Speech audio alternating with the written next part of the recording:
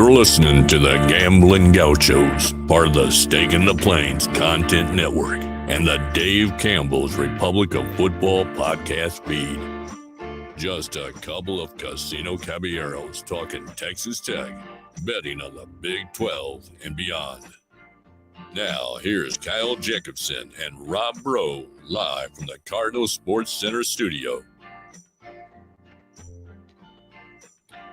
Welcome to the Gambling Gauchos. I'm Rob Bro. He's Kyle Jacobson, live from Parts Unknown. We're here in the Cardinal Sports Center studio. If you need to gear up for football season, that's right, as Kyle's name says on YouTube, 89 days till kickoff. If you need to gear up for Texas Tech football season, you can go to mycardinalsports.com. Or if you need a gift for your father on Father's Day, Dad's Day is coming up. You can get him a hat from the vault at Cardinals. He'll love it. Kyle, how you doing, man? I'm good. Nice segue there. The Dave Campbell's cover art was released today, and it was Sonny Dykes, and kind of, I think, a tribute to when his dad graced the cover of the magazine. And so we're, of course, always honored to be affiliated with Dave Campbell's Texas football, but that magazine drop is always a big deal every summer, and I guess today more than ever with baseball season ending kind of signifies the beginning of the look ahead to football season. And we will be looking ahead to football season later on in the week. Today we'll recap the baseball season.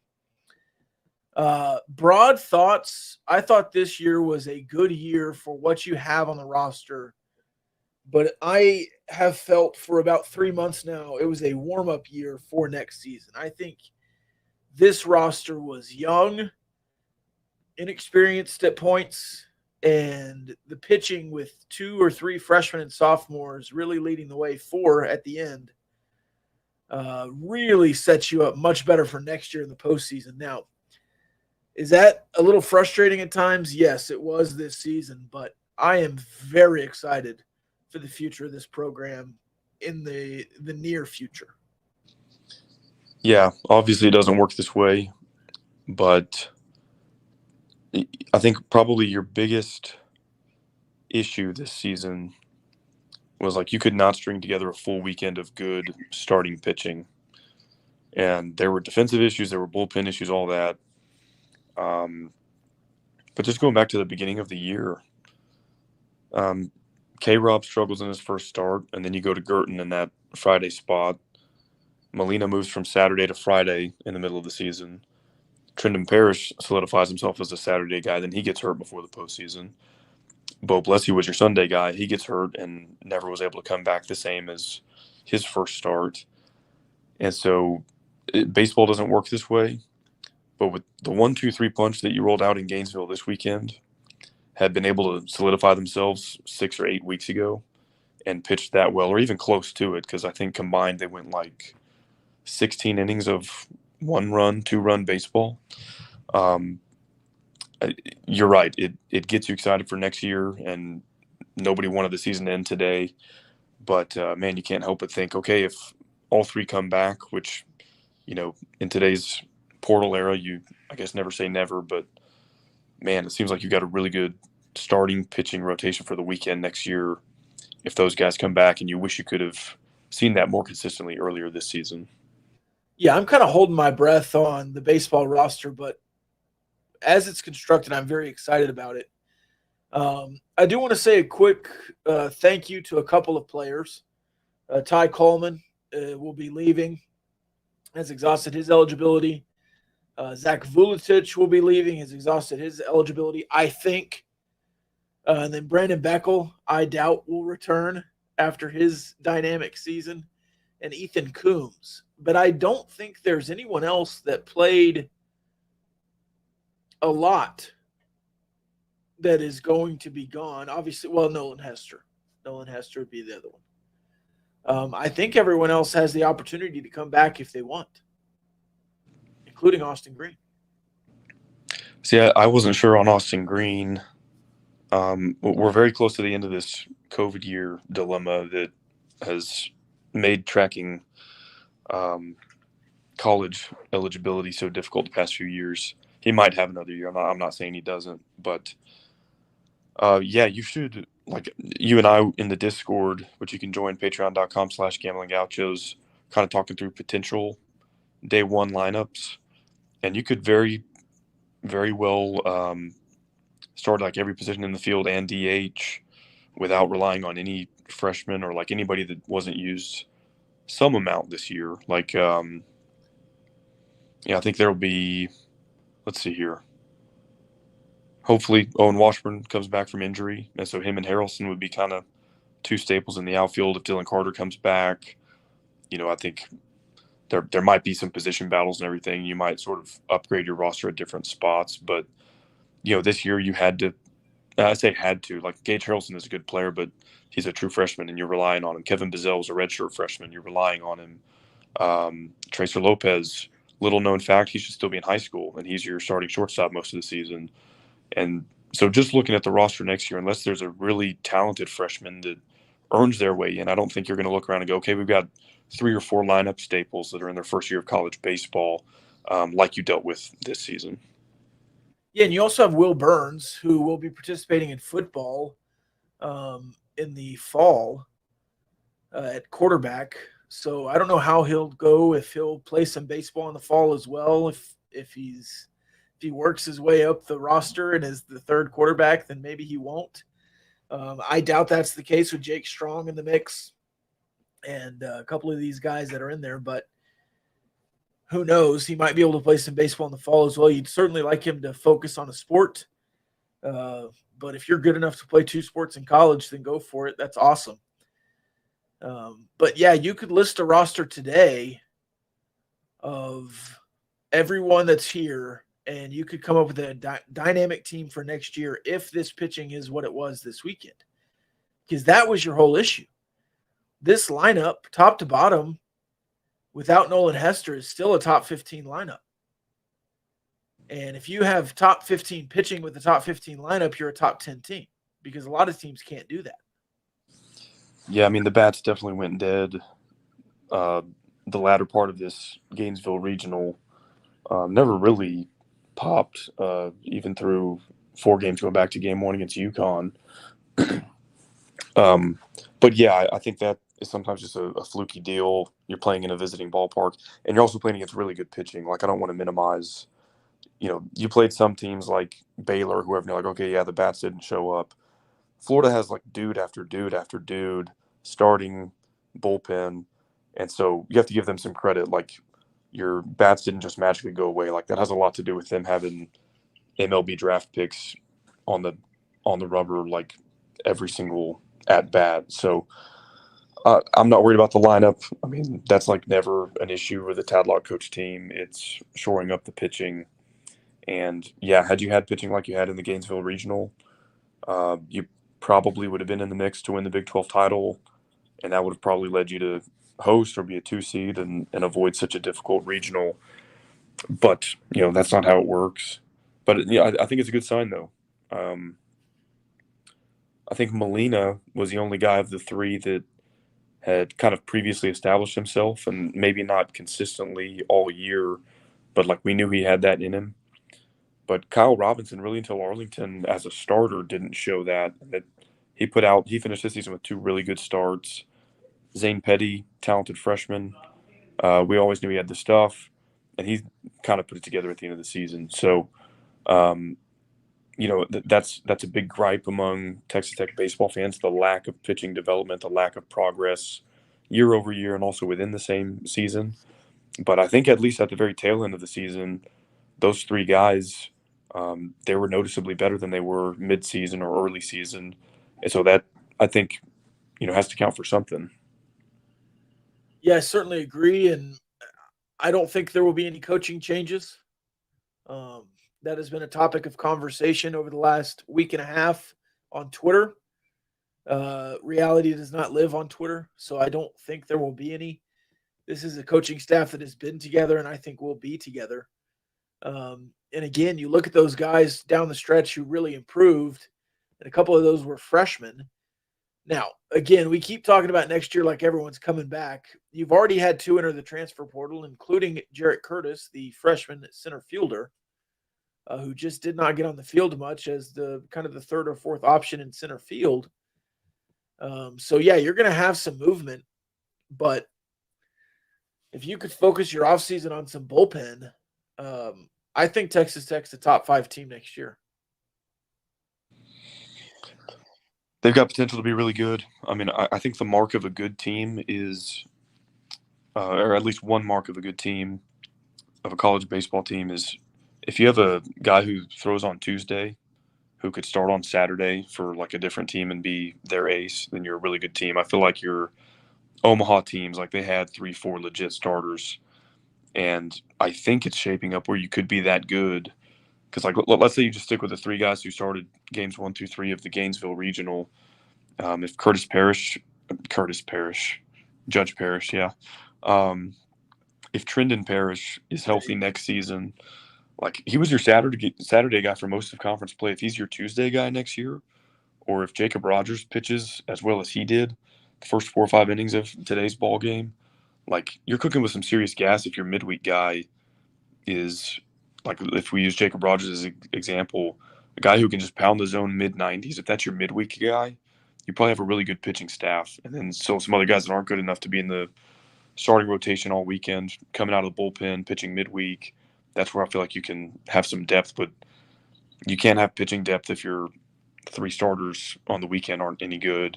And that was what you consistently, I think, missed out on, and why you weren't able to complete Big 12 sweeps and why you weren't able to really make any noise in the conference title race. When you also have Tabor Fast, who has been one of those guys, and if Trendon Parrish makes a move back to the bullpen, or Tabor Fast makes a move to the bullpen and plays in the field a little bit more, he's a two-way threat. If Damian Bravo improves and is the closer, I mean, you have a bunch of guys out there, and that's the point. You had a bunch of guys this year that just were almost there at times, and they finally showed up at the end.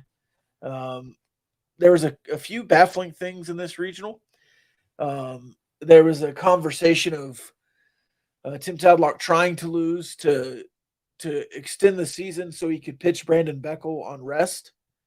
Brandon Beckel pitched on rest today, and if he would have come in the day before, it would have been the same story. Or a worse story or a better story, who knows, because that's how baseball is. As Ron Washington would say, that's how baseball go. The second guessing when you don't have a guy to throw, it's like, well, they didn't throw a high leverage guy, so he was trying to lose and be good the next day. Then why start Zane Petty? Why start your best option? Oh, well, he did it when there was issues. It was 1-0. Or 1-1, whatever it was. Yeah, it was 1-0 at that point. And then I feel like so it was Jason Lopez who came in first, right? Yes. And more or less it worked. Like we had a ground ball in the infield to get out number 3 in that inning. It's not the pitcher's fault that the third baseman sailed it and it extended that inning. And so the defensive issues, I kind of try to separate defense from pitching, because if your pitchers are getting infield ground balls and you're committing errors or, stuff like that, that's not really all on the pitching. So, yeah, I don't – that seems to be a common trend among teams that start 2-0. They get convinced that their manager is, for some reason, trying to throw the closeout game. I think it's stupid, but I've seen a crap ton of stupid tweets about Tim Tadlock and Texas Tech baseball on Twitter the last couple of days, and so it's, in that sense, not really surprising. No, and I think it's baseball in general. I think college sports fans have a hard time with baseball because baseball is so different than any other sport, especially in the postseason, in the sense where you can lose twice. I mean, there's no other sport in college, major sport, where you can lose twice. And so people think they are cognizant of that and are playing with I don't know. I don't even get it, because that's not how my brain works with baseball. But you were alive for another day, and it didn't work either. So Florida was just better than you at the end. Yeah, and that's what all the pitching debates, like we can have them in theory, and at least I'm going to give us a little bit of credit here. We had an in-depth pitching debate before the regional, It's so easy to go on Twitter after, like, a guy comes in out of the bullpen and he gives up a bomb, and you go, oh, well, why would you play that guy? It's like, well, unless you were saying that, like, while he was jogging out, like, everybody's a genius after the fact. You say, okay, yeah, you don't throw that pitch there, you don't bring him in that spot. But all the pitching debate is useless when you score 1 run in 2 games against Florida. Like, you can have prime Roger Clemens and Randy Johnson on the bump for Tech, and you're not going to win those games. Yeah. So, like, it's a fun, I guess, theoretical discussion to have. But with the bats the way they were those last 2 games against Florida, I don't see the point in harping on pitching decisions when you weren't going to win the game regardless. To be fair, if we had gone back to our original plan and pitched Zane Petty against UConn, I think you beat UConn with how electric Zane Petty was against Florida. And then if you go Mason Molina, K-Rob in the next 2 games, it could be different. But again, I want to talk about that.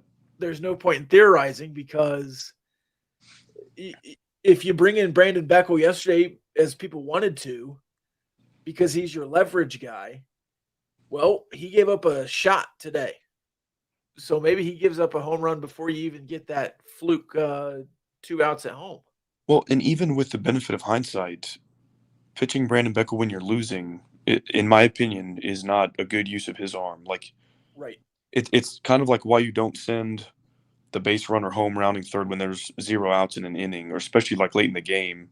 If you need multiple runs, you're going to need more base hits anyway. So it's like, if we get some run support and this game is tied even and we're going to go to extras, sure, pitch Beckel. But until you get run support, why would you use up that arm? And to me, that's not Tim Tadlock saying, well, I'm just going to try to throw this game and then we'll go to the next one. That's just kind of common sense, in my opinion. So on our pitching theory, how we would approach the regional, I see it 3 ways. First, I feel partly vindicated. Second, I see the other side of the argument. And third, none of it matters. So after game 1, actually mixed opinions on this on Twitter and in the Discord. Game 1, Molina throws a brilliant game. You win a low-scoring 3-2 contest. I saw some people say, wow, it would have been nice to have that performance from Molina against Florida, which I think is a valid sentiment. And I saw others, and I went back and forth with Tech Hoops guy for like way too long on this. He was like, well, what if it was 2-1 or 1-0? Then would you admit that it was right to pitch Molina? And I'm like, well, yes and no, because if it was 1-0, that means Molina threw a complete game shutout practically. And again, you really want that against the best team in this regional. But as the days went on, like, Molina gives you 6 scoreless, and then K-Rob, playing the better team, gives you 6 innings, I think, of 1-run ball. And then Petty gives you 5 innings of 1-run ball. Or did they score in the 6th? I don't know if he was responsible for I don't think so. I think he was scoreless. Either way, let's say, for the sake of argument, all 3 starting pitchers gave you very comparable, very good performances. I think it's likely you would have gone 2-0 no matter which order you started them in, as well as they all pitched. And so that's where I'm like, I don't think I was a dumbass for saying Zane Petty should have pitched game 1. I think it probably could have made the regional unfold very similarly to how it did. Yeah. But I also see the value of going 2-0, and with as little margin of errors you had against UConn, see the value of pitching Molina. But there were some haters and losers trying to dunk on me after game 1 and game 2, and I was like, well, like, let's see how the weekend goes. And then we get Zane Petty's performance. I was like, yeah, no, we would have beaten UConn with Zane Petty. And then you could have had K-Rob and Molina against the best team in this regional where you really needed them. But again, as well as Petty pitched against Florida, it's not a legitimate gripe. So I'm calling it a draw between me and the haters and losers. I think it all sort of evened itself out. That's fair. Hyatt says you can lose 4 times in the postseason and win the College World Series. Yes. Once in a regional, once in a super, twice in the College World Series, and then you can still get there. I'm going to one-up them a little bit. You can lose 6 times in the postseason because you can go 2-Q in the Big 12 tournament and still host a regional and a super regional. There you go. By the way, we mentioned going 2-0 and then fans freaking out a little bit. TCU fans were doing that a little bit this afternoon. Have you seen a score update? They just hit bomb after bomb. They're killing them, right? Yeah, TCU's winning 11-4 last I checked. Jeez. I tweeted this, but they're last year's OU team. Yeah, I think so. Crazy. And you know what?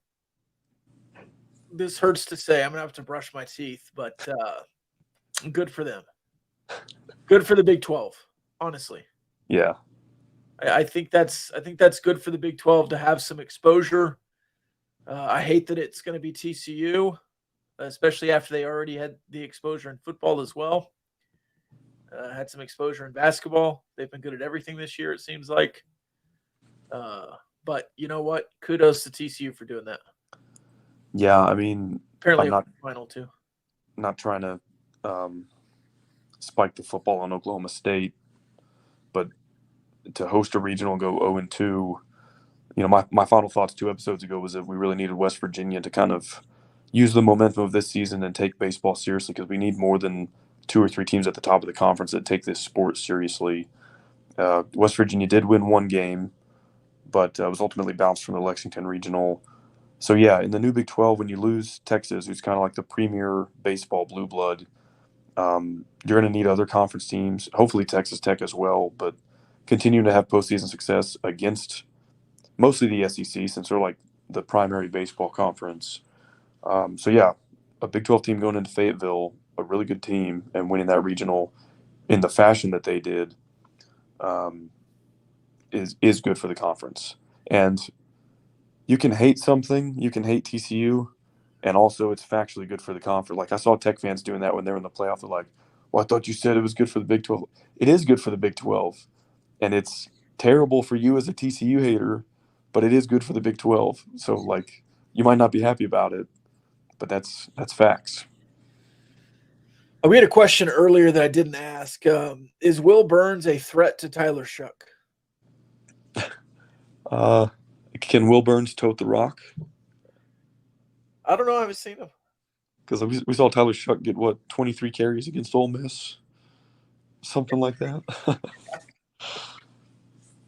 Oh, man.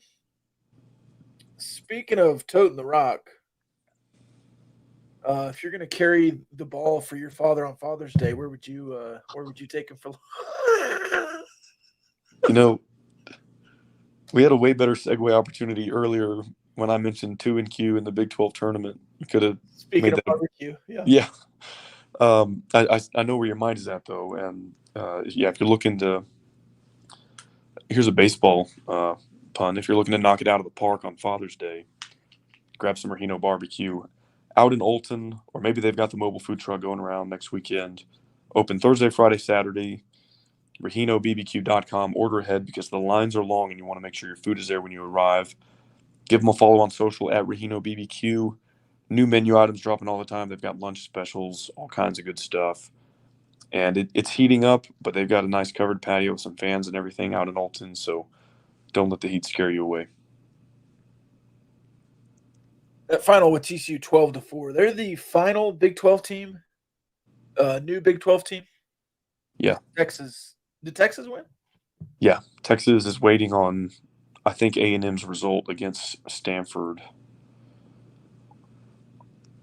That'd be a fun super regional. Yes, it would. That game late tonight.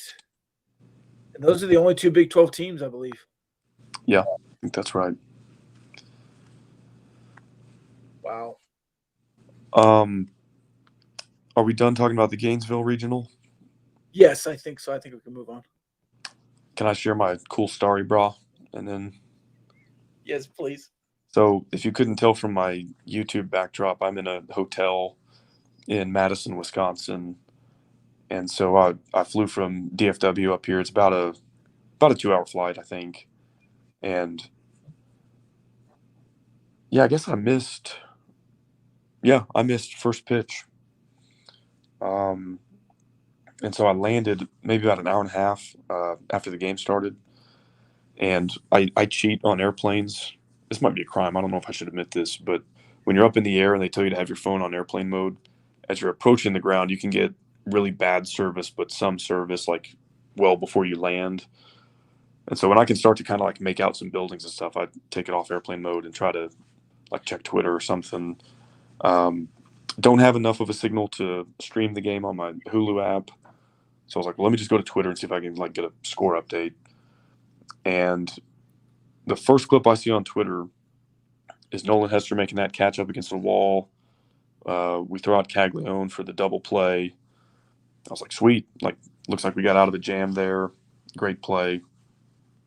And then I pull up Hulu, and all I get is a freeze frame. Like, it's locked. I can't stream the game, but it did give me one still frame of the game, and it's Austin Green rounding second, showing that to the bullpen. And I was like, okay, we just hit a ding dong. I don't know if it's a grand slam. I don't know if it's a solo shot. I still don't know what the score is, but it looks like 2 highlight plays just happened. So I finally land in this like 2-1, I learn, and Uber to the hotel. It's like the 7th inning. And so like every single pitch at this point is high pressure. And I was like, I'm not checking in right now. I don't want them asking me like for a credit card for the incidentals and telling me where the elevator is. Like, I need to watch the end of this game. And so that's when I see like the Cash 2-run bomb and, Beckel closing it out. Harrelson's great play in center field. So I'm watching this all on the bench outside of the hotel lobby and probably look like a lunatic because I'm like fist bumping and getting pissed off when they ring up Baz on 2 horrible strike 3 calls. But we won the game. It was like a fun. I know we didn't win the regional, but beating that good of a Florida team, it was a cool memory. I'll remember where I was during game 2 and would have loved to just, watch the game like normal and see every pitch. But the moments that I did catch were still really cool. And so wish we could have finished them off, but game 2 was quite a ride. It was, and it was a really, really fun one. And I'm glad you didn't, go 1-2. I'm glad you got a victory there and went 2-2, even though it kind of hurt worse getting to Monday and not putting a good game together. Yeah. I will say, if we're done talking about the regional and we're going to take more of a 30,000-foot view of the program or of the season, I kind of alluded to this, but I just see some like really stupid tweets about, how Tim Tadlock needs to run his baseball program and all this. And it's almost hard to even like contend with how stupid some of this commentary is. But so 2013 was his first year. Let's call that a wash because he's building a program. 2014 through now, that's 10 seasons, a decade. 1 postseason doesn't happen because of COVID, so 10 seasons, 9 postseasons. You made 8 of them. You missed in 2015. 2015 in that decade is pretty inarguably your worst season. Your next 4 worst seasons, I would say, like from your final result, would be –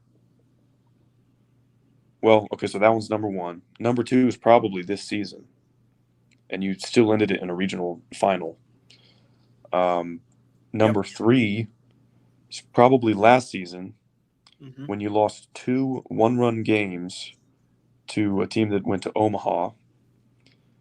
And then the 4th would be when you hosted in 2017. You won the Big 12. I thought this might have been your team that had the best chance to actually go all the way. They start 2-0 in the Lubbock Regional and then lose to Sam Houston.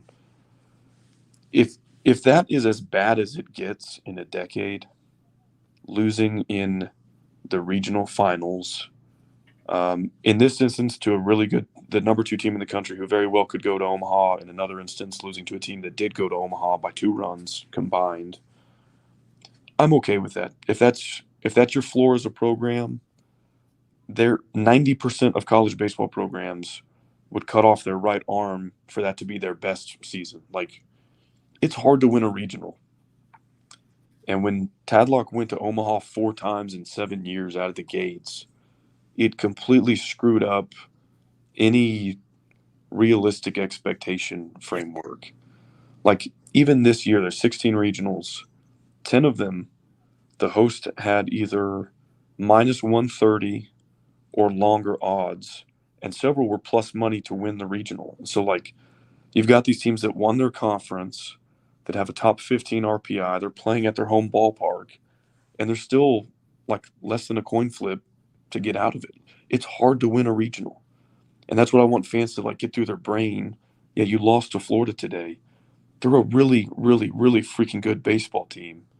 And it is damn hard to win a regional. Just because you did it kind of with ease several years in a row there, doesn't mean that it's easy. And that speaks to how elite the program is, how good those teams were. And I'm not saying that like we shouldn't aspire to better, but again, over the last decade, this is about as bad as it's gotten. And again, 290-ish teams in college baseball would trade places with you today, right now. Yeah.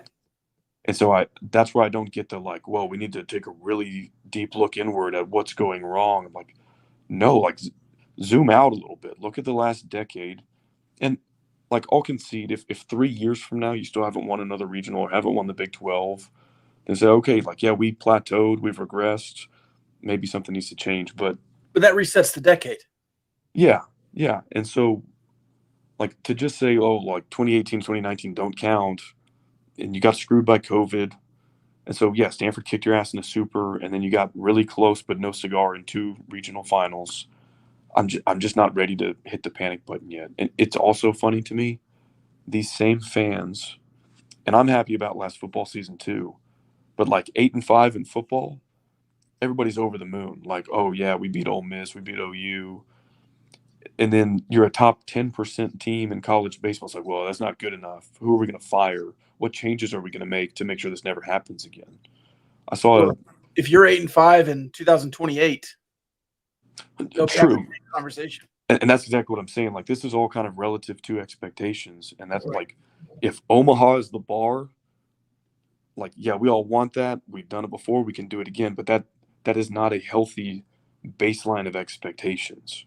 Right. And neither is 4-8 in football, which is why it was so frustrating and why 8-5 is so refreshing comparatively. But if even on Selection Monday, a lot of regional hosts don't even have a coin flip odds of winning their own regional, I don't think we should be like 2 steps ahead of that every February on opening day. Go like, well, yeah, like this year's Omaha or bust. Like that. Sorry, that's just crap. That's not how it works. Yeah, I agree. But next year, Omaha or bust. Yeah, having said that. Next year I'm really high on this team. Well, really, really high. So like we've gone 2 years without a super, and everybody's ready to hit the panic button. Not everybody, but correct me if I'm wrong. Florida, I think, is going to a super now for the first time since 2018. Yes. Like that's an elite baseball program, right? And so, like, let's say over the last, they won a natty in 17, but like, let's say since 2018 through this year, we'll see where their season ends up. But they're going to their second super since 2018. You've been to Omaha twice since 2018. So, anyway, I think baseball more than any other sport, the expectations are not aligned with reality. I think that Tim Tadlock and the baseball program are a victim of how insanely successful they were, exceeding any and all realistic expectations for a 5 or 6 year run there. And now people just like are losing their minds over a completely normal outcome, going to the number 2 team in the country's regional and losing to them is well within the realm of expectations. And so I don't understand some of this chatter or the like, oh, Tim Tadlock signed this contract, lifetime contract, so now he's complacent. I think that's BS. I think your last 2 regionals, you got really close and didn't quite get it done, which should make you cherish 2014, 2016, 2018, and 2019, and even 2021 that much more. All right, you ready for a Discord mailbag? Yes. Let's do it. Who are some honorary West Texans? Could be anyone in sports, pop culture, etc. I'll give this week's honorary West Texan to Dallas Braden, who was a West Texan for a couple years. He was all over Texas Tech during the tournament, and that was cool to see the support. He had good perspective on Ty Coleman's last at bat that I didn't even think of. But this is where it's valuable to have the input of somebody who used to play. They said, like, Ty Coleman was a fifth-year senior going up to the plate for what he knows is the last time.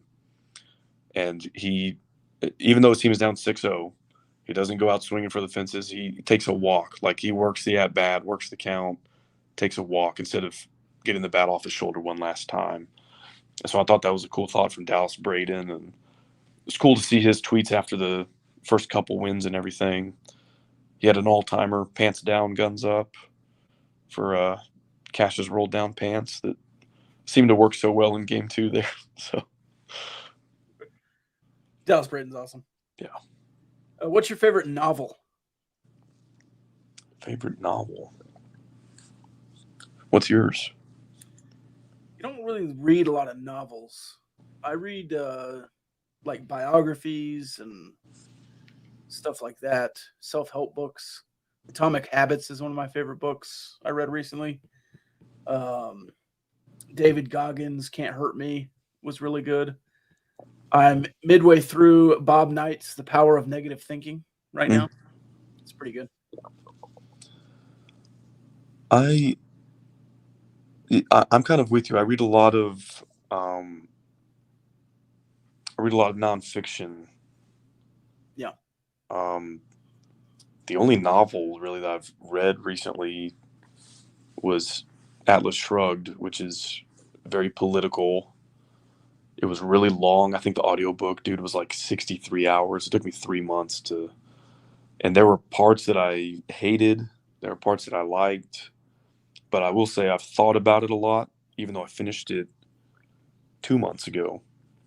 And so I guess that's the mark of a good piece of literature, if it makes you think and kind of sticks with you. So I'll say that, but it's the only novel I've read in like years, so it wins by default. I will say, I like historically the Harry Potter novels, I guess. Some of my favorites. See, when I was a kid, did you ever read the baseball books? I'm trying to remember what they were called. Dan Gutman was the author. And it was like, I think it was called If I Were Shoeless Joe Jackson, or but so it was a cool, the kid had like a superpower where if he had a rare baseball card, he could like transport back in time to the era of Honus Wagner, Shoeless Joe Jackson, Satchel Paige. And so I read those all the time. They were in our school library. So that was maybe part of how I became interested in like sports history. But anyway, I really enjoyed those as a kid. Not for, well, I guess adults could read them, but it's more targeted toward school age kids, I guess. Did you have AR points? I don't think so. So we had to read and then take quizzes on the books, Mhm. and then get points. And then at the end of the year, if you had enough points, you go to like Mr. Gaddy's or something. So the Harry Potter, before they got banned at school, were huge points because they were big books. Because I went to a private school, they got banned. Can't have witches and witchcraft. Right. We hammered some Louis Lamar books. The books with the mice that carried swords. What were those books called? Those were great. Now I'm thinking back to like junior high. Brand New World. Books we read in school. The Idiot by Fyodor Dostoevsky. That was a good one. Anyways. It's been like 20 years since I've read those. I guess I read Animal Farm not too long ago. That's a good one. I like Animal Farm. Yeah, that's a good book. I think Animal Farm is funny. It's also political. Yeah. But I'm going to get a little bit political here for a second. If you asked anybody on like the far left or the far right, or probably in between, they would tell you Animal Farm is about their political opponents. It's never their side. Like, it's always the other side that's like doing the gaslighting and the authoritarianism. And I find that interesting. It's like, which like historically the book was written about a certain regime and a certain political philosophy. But it's funny to see people all over the political spectrum like, we're living in Animal Farm all over again. And they're like saying it about their political opponents. I'm like, they're saying the exact same thing about you, just so you know that. Honus and me, Mario says, was a good kids baseball book. That's what they were. Every single one was titled like Jackie and Me, Satchel and Me, Shoeless Joe Jackson and Me. I think they made that a TV show too. Yeah. There's one on Roger Maris, I think. There's a lot of them.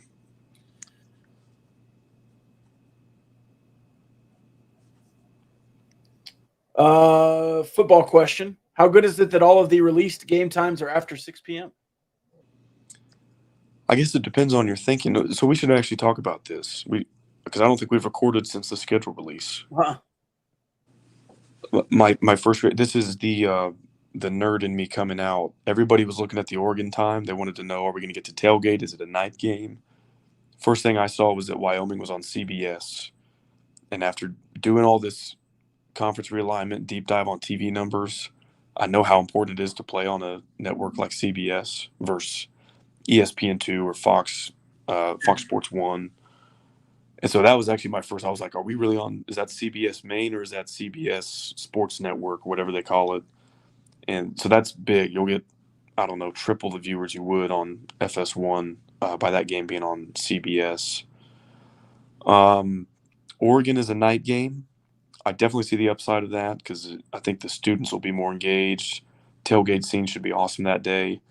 I kind of wanted them at 11 or 2:30 just to make them play in the heat. Yeah. Especially 11 because they'd be on a 9 a.m. body clock.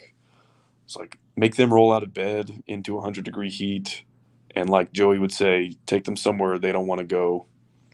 But night game is also cool. Tarleton State, that being on ESPN Plus, you get to choose your kickoff time, but those are always night games. And then Thursday, TCU, that's of course always going to be at night. And then the Black Friday game. That one hasn't always been at night. It usually is, but I think so.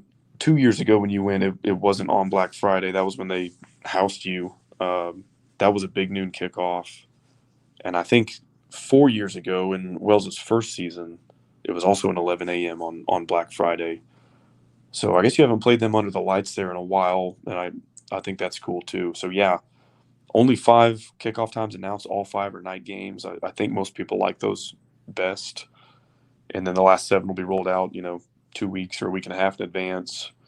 But yeah, you could have a ton of night games if it keeps, if some of those others get slotted in the evening slot. We'll have plenty of thoughts on TCU as we move along. I really wish that game was at least on a Friday instead of a Thursday. Me too. And we'll talk about that at a time. We don't have to talk about it today. Yeah. I love the night games. I love CBS. Thoughts on the Cheez-It Bowl becoming the Pop-Tarts Bowl? What's your favorite Pop-Tart? Yeah, I think that our boycott must have worked after the Cheez-It Bowl snub. Somebody asked, do we boycott Pop-Tarts now? I think no. I think Pop-Tarts, they're clean in all of this. They didn't have anything to do with the bowl snub. And so I say we wipe the slate clean and, start fresh with Pop-Tarts. My favorite Pop-Tart was the cinnamon sugar. The brown cinnamon, the sugar. That's the best one. I like a s'mores one every once in a while. I like the brown sugar cinnamon. I think wild berry is maybe the most popular. Yeah, I've never had it. When we did Big 12 teams as Pop-Tart flavors, we matched TCU with wild berry because it's purple, and Kansas State with grape because it's purple. And all the K-State fans were mad that they got grape instead of wild berry. So I guess people like wild berry. Did you toast your Pop-Tarts or did you just eat them room temp? No, I was just eating room temp. Yeah, same here. You're saying I still eat Pop-Tarts every once in a while. I haven't eaten Pop-Tarts in a long time. No, it's been a while. Yeah. Yeah, you get a little box in there. I guess my parents still have them around with the nephew. Yeah, which I'm not anti Pop-Tart. I guess don't think of it when I go to the store. But yeah, maybe I should buy Pop-Tarts. Is there an Oregon Gambling Gauchos tailgate announcement soon? There's a plan. We're like Brett Yormark with expansion. There's a well thought out plan, and it will be good. But we've got to keep it holstered for now. Start binge cut these beers: after work on Friday beer, after mowing beer, grilling beer. After mowing beer, in my opinion, is undefeated. So I'll start that. I'll bench a grilling beer and cut the after work beer. I think I'm with you on that one. Start binge cut: swimming in a lake, swimming in the ocean, swimming in a pool. Fire swimming in a lake into the ocean. If I never get into another lake, it will be too soon. If I'm on a lake, I'm in a pontoon boat. I'm with you. I don't like the lake. It's disgusting. The exception, if I'm like way out in the middle of the lake on a jet ski or like tubing, that's fun. But like going to the edge of the lake and like wading in from there is not for me. I'll start the pool, bench the ocean, cut the lake. It stinks. Yeah. I'm probably with you on that one too, just because the sand in my crevices. Yeah. I would probably start hot tub though. What rule, if any, would you take from softball and apply to baseball? I have no idea. No stolen bases. Can you not steal in softball? You can't take a lead. Oh, yeah. I'm obviously I just tipped my hand there. I don't know what the rule differences are, and so I'm not informed. I'm not advised.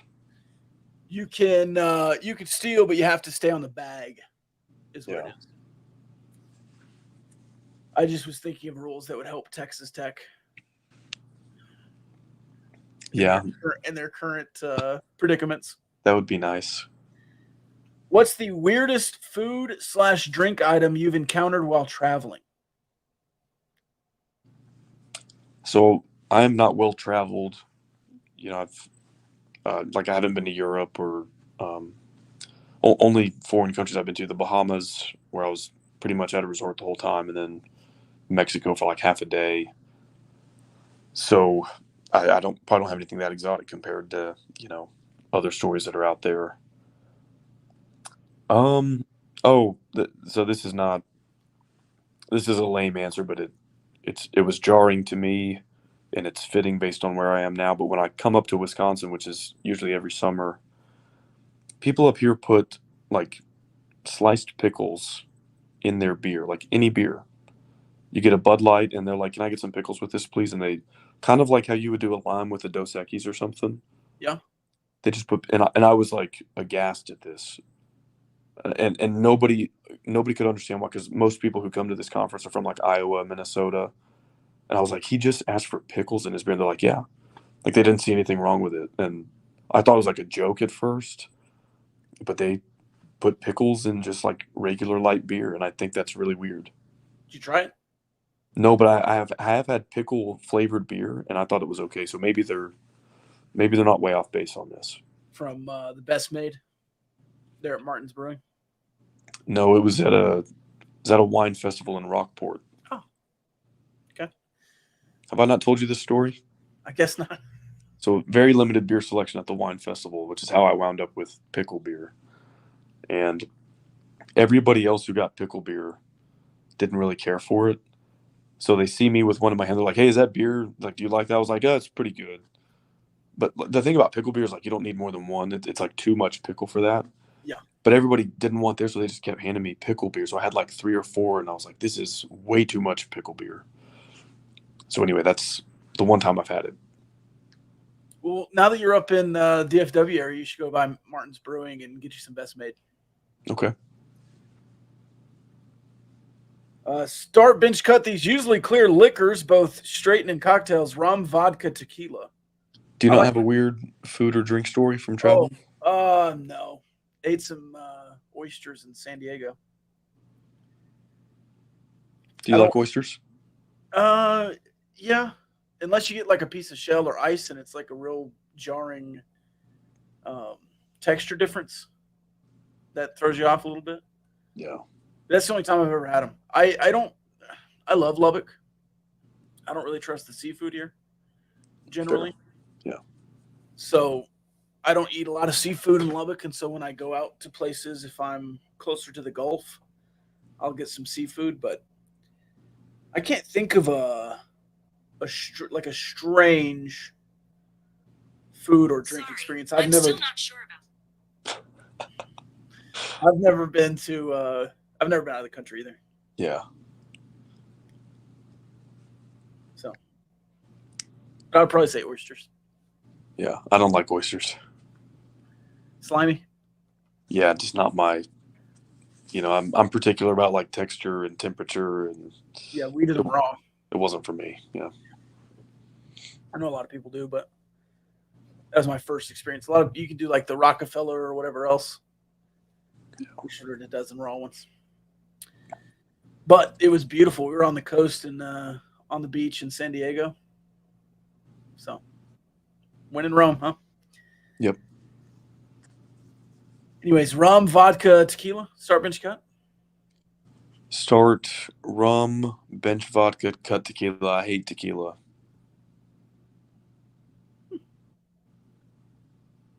One tequila, two tequila, three tequila floor. What about you? You would start rum? Yeah. I was going to say that, but I don't like clear rum.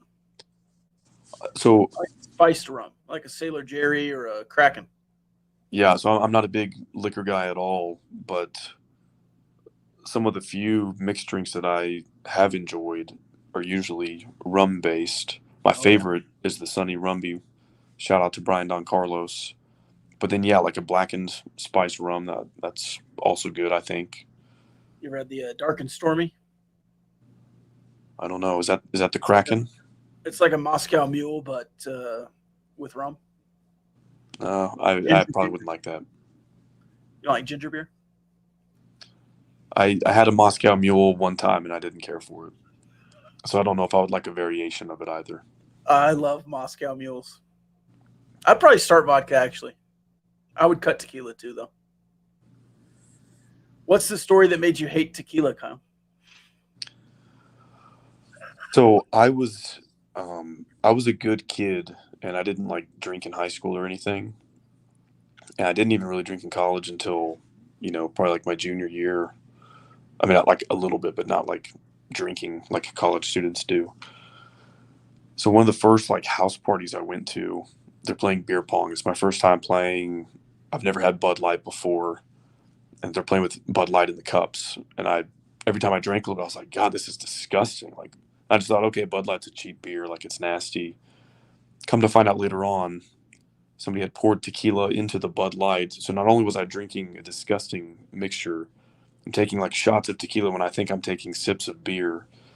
And like the smell, the taste of tequila just repulses me. Cannot do it. Except when I did it at Bell Station multiple times before the Texas Bowl. For the fans. Yeah. I have one liquor like that, and it is Southern Comfort. Yeah. I'm not going to tell the story, though. Is it RBI or RBIs? I like RBIs. I think RBI is a little bit forced, and like the overly purist people, I don't know. I like RBIs. Grammatically, it's RBI. But I catch myself saying RBIs more often than I say RBI. It sounds better. Yeah, but we don't do that with other acronyms. Like if you were putting multiple requests for proposal out, you'd say RFPs. Like we don't shorten that for any other acronym that represents something like that, like a unit. And so, I think it's forced. I think RBIs is fine. I agree. Unless you want to go further and say R's BI. That's what Mr. Root said. Yeah, I think that's kind of funny. So start bench cut RBI, RBIs, and R's BI. Start RBIs, bench R's BI, cut RBI. Oh, let's see. Do we talk? Well, hang on. Because then you'd also have to go like past tense, like how many runs batted in, and so it's like R's B to I. I don't know. Sorry, go ahead. Have we talked UConn as a full sport versus basketball only? No, we asked Tech Hoops guy about it a little bit, but you and I don't think really got into it much. I've given my opinion a couple of times on the Rob Bro Show. You can watch that right here on this YouTube channel Monday, Wednesday, Friday at 8 a.m. on Monday and Wednesday. What's your thought on all sport versus basketball? I guess first and foremost, I don't think UConn is going anywhere. And so I'm prefacing all this by saying, let whatever's going to play out with the pack happen first before you determine what may or may not you want to do with UConn. Because I would hate to take UConn as a full member, and then like later on you find out, okay, Arizona State is coming to the Big 12, and like, well, we don't have a spot for them or whatever. So yeah, I would keep my focus out west for now, and UConn will be there later if you decide you should add them. I'm a little bit weary of basketball only members, like just as a blanket rule. But I think if you're going to sell that package separately from football one day, and your basketball product is as good as potentially having Kansas, Baylor, Arizona, Gonzaga, UConn, Villanova, Georgetown all wrapped up into it, I don't want to go crazy, but if you had 4 basketball only members, and like you accounted for half of the country's basketball blue bloods, I think that would be potentially advantageous. And the way I've seen it framed that gets me more on board with it is if there is this separation among the Power Five where like the Power Two try to break off 10 years from now, whatever, and have their own champion, well, they can probably pretty credibly crown a football champion that way. But you can't have a legitimate basketball championship that doesn't include some of those programs that I just listed, among others that are also like Oklahoma State has a proud history. Texas Tech, the last 5 or 10 years, has done really well for themselves.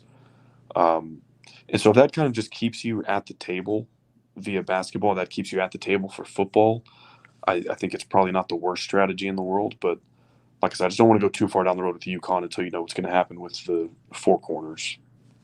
I think if you deviate, whatever you want to call it, the media packages from all sports to basketball plus and then football plus, UConn is good no matter how you get them in. Yeah, and think of it from Brett Yormark's standpoint. This is a New York guy who spent time with Jay-Z, Rock Nation, the Barclays Center where the Nets play. He clearly sees some kind of value in planting a flag in that region of the world. We're playing exhibition games at Rucker Park. And so New York City is kind of funny because there's not like a Power 5 public university there. Like Rutgers is in New Jersey, Syracuse is upstate, but UConn is probably right up there with those two in terms of like overall fan interest in New York City. And I think UConn would also make more sense down the road if and when you're able to add ACC schools. It's like UConn would be a little bit out there by themselves right now, but if you had Syracuse, Pitt, who else kind of up there? Maybe like Boston College or Virginia Tech, like just up in that general neck of the woods. Yeah. Maybe they're more of a fit, and you can have some regional draw there with some of those matchups. But that's kind of my thinking on it right now. All right, you ready for some rapid fire? Yes. What is the most overrated wing sauce flavor, and why is it lemon pepper? I think lemon pepper is okay. I don't know if it's overrated. I think it's properly rated. I like lemon pepper. What's the most overrated to you? I find myself not really caring for barbecue sauce on wings. Of course, I love barbecue, but that's probably one of the more common wing flavors. But I don't know if I want barbecue sauce on my wings. Yeah, the honey barbecue is not a good wing sauce. Yeah. Now, yeah, if it's like a spicy barbecue or something, maybe like a variation on your standard barbecue sauce, that might move the needle a little bit better for me. Kyle, what's your favorite thing about living in Fort Worth? Oh, just being in West Texas, Your kids, little league coaches? Do what? Said your kids little league coaches? Yeah, the people. No, so it's been a hectic. I've traveled a lot for work lately. I was driving back to Lubbock on weekends through like February. So we've gotten out to explore a little bit, um, and that there are some cool like parks and just like nature available. And so we've enjoyed that as a family. What's missing that I really loved about Lubbock, and somebody asked me this, is like I don't know any of the local restaurants in Fort Worth yet, and so like if I'm hungry, I usually eat from a chain because like I don't know what the go-to like barbecue or Tex-Mex is, and so it'll take some time to find like my new Alberon's, Caprock Cafe, all that good stuff, Rahino Barbecue. So that's probably what I miss most about Lubbock, but I think I'll settle into that. But yeah, I'm liking Fort Worth. It's my biggest worry was that it's a big city, but it hasn't phased me too much yet. The traffic is manageable, so all good. Have you found a good lawyer yet? Yeah, I one of the first people I met in Fort Worth was Barnett of Barnett Howard and Williams fame, and so yeah, I of course I don't need them because like I said I'm a good kid, but should you need an attorney in Fort Worth, Barnett Howard and Williams, they actually handle cases all across the state of Texas, but they're based here in Fort Worth. I think one of the picadors was needing a divorce attorney because his wife wouldn't let him listen to the Rob Bro show in the car. So I don't know if they actually handle that, but Barnett Howard and Williams, BHW Law Firm.com. They handle catastrophic injury, workplace, criminal defense, and one of the only law firms in the state of Texas certified for Title IX student litigation. They hope you never need them, but somebody really solid is in your corner if you do. Barnett Howard and Williams Law Firm.